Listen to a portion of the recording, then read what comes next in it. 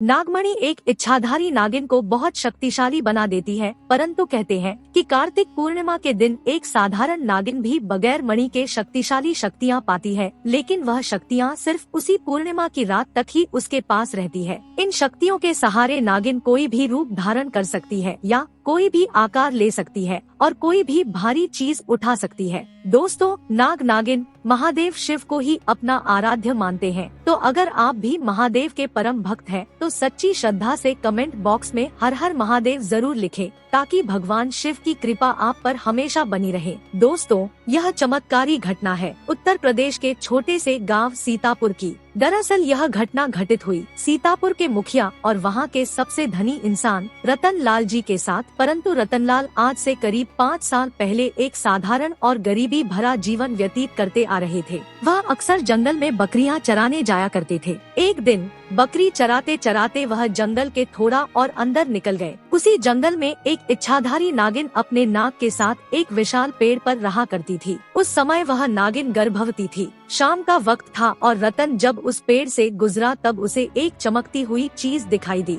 परंतु वह नाग नागिन उस समय उसी चीज के पास थे। उन्हें देखकर रतनलाल थोड़ा सा डर गया और तुरंत घर की तरफ भाग गया, परंतु उस रात जो चीज वहाँ चमक रही थी वह बार बार उसके ध्यान में आ रही थी। पर इस घटना से वह इतना तो समझ गया था कि हो ना हो वह बहुत ही मूल्यवान चीज थी और अगर वह उसे मिल गई तो वो भी धनवान हो जाएगा। परंतु सबसे बड़ी मुसीबत थी वह दोनों नाग नागिन। अगले दिन वह वापस वहीं जंगल में पेड़ के पास गया और कुछ दूरी पर खड़े होकर उस पेड़ के नजदीक बैठे नाग नागिन को चुपके से देखने लगा। कुछ देर देखने के बाद उसने ध्यान दिया कि नागिन तो गर्भवती है। वह उस रात घर आकर सोचने लगा कि अच्छा मौका होगा जब वह नागिन बच्चे को जन्म दे रही होगी, तभी वह नागमणि चोरी कर लेगा, क्योंकि उस समय नागिन कमजोर होगी और बस नाग को मारना होगा। दोस्तों, कहते हैं कि अगर किसी तरह नाग के मुंह की तरफ गोबर मार दिया जाए तब वो अपने होश खो बैठता है। अब रतन हर रोज गोबर लेकर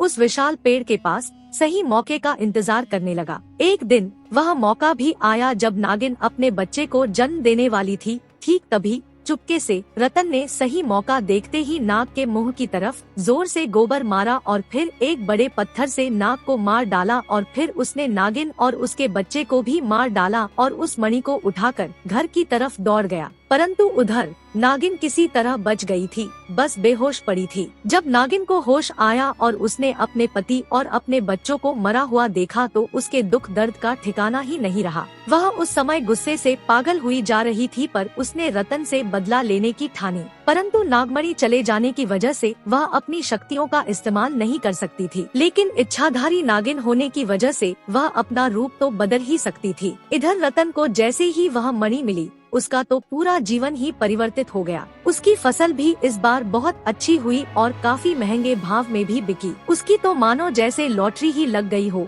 क्योंकि वह जो भी धंधा कर रहा था उसे हर जगह से लाभ ही मिल रहा था और रतन को पता था कि यह सब कुछ चमत्कारी मणि की वजह से हो रहा है। यह उस मणि का ही कमाल है। गांव में हर जगह उसका नाम था। रतन के इस रुतबे को देख एक अच्छा रिश्ता रतन के लिए उसके पास के ही गांव से आया और सीमा नाम की एक सुंदर स्त्री से उसका विवाह संपन्न हुआ। सीमा अपने पति रतन को बहुत प्यार करती थी और उसका बहुत सम्मान करती थी। दोनों एक दूसरे का कदम कदम पर साथ निभाते थे। उनकी जोड़ी गांव में मिसाल बन चुकी थी। उधर नागिन भी एक पुरुष का रूप धारण कर रमेश नाम से रतन के यहाँ उसका मुंशी बन गया और रतन का विश्वास जीतने लगा। रतन भी रमेश के व्यवहार और वफादारी को देख उसे अपने भाई समान ही मानने लगा था। एक दिन सीमा अपने पति रतन के पास आती है और बताती है कि तुम पिता बनने वाले हो, मैं गर्भवती हूँ। यह सुनकर रतन की खुशी का ठिकाना नहीं रहा। उस दिन वह खुद अपने मुंशी रमेश के पास गया और बोला कि देखो रमेश,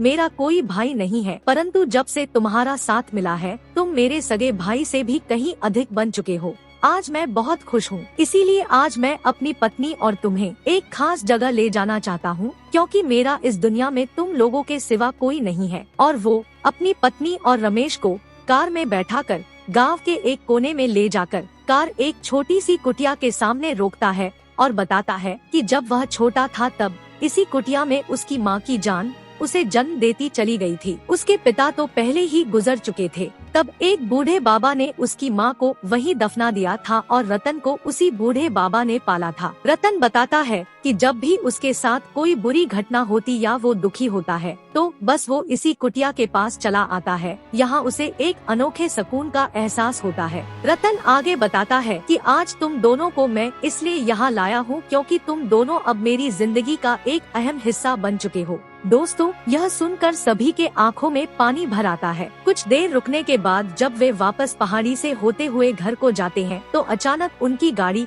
पहाड़ी पर एक बड़े पत्थर से टकराती है और गाड़ी को जोर का झटका लगता है, जिसके कारण रतन तो कार में ही फंसा रहता है, परंतु उसकी पत्नी सीमा पहाड़ से नीचे गिर एक पेड़ पर अटक जाती है और उस पेड़ के ठीक नीचे ही बहुत गहरी खाई थी। दोस्तों, वो रात कार्तिक पूर्णिमा की ही थी। इधर रमेश अपनी शक्तियाँ पाकर पुनः नागिन रूप धारण कर लेता है। रतन रमेश के नए रूप को देखकर चौंक जाता है क्योंकि रमेश अब नागिन के रूप में पुनः बदल गया था। वो नागिन रतन को बताती है कि कैसे ठीक इसी तरह वह भी इसी स्थिति में फंसी थी जब रतन ने उसका पूरा घर संसार लूट लिया था, उसके पति और बच्चे को मारकर, और आज उसके पास बदला लेने का मौका है। रतन घायल अवस्था में गाड़ी में फंसा हुआ था और रो रो कर नागिन को बोलता है कि भले मेरी जान ले लो परंतु मेरी पत्नी गर्भवती है, उसे छोड़ दो। परंतु तभी उस नागिन को अपनी वही स्थिति याद आती है कि क्या होता है जब कोई अपना छिन जाता है। ये जिंदगी का सबसे बड़ा दुख होता है। नागिन ने रतन का उसकी पत्नी के प्रति सच्चा प्यार देखकर उसे माफ कर दिया और सीमा को उस पेड़ से निकालकर बचा लिया तथा दोनों को हॉस्पिटल छोड़कर खुद वापस जंगल में उसी विशाल पेड़ के पास चली गई।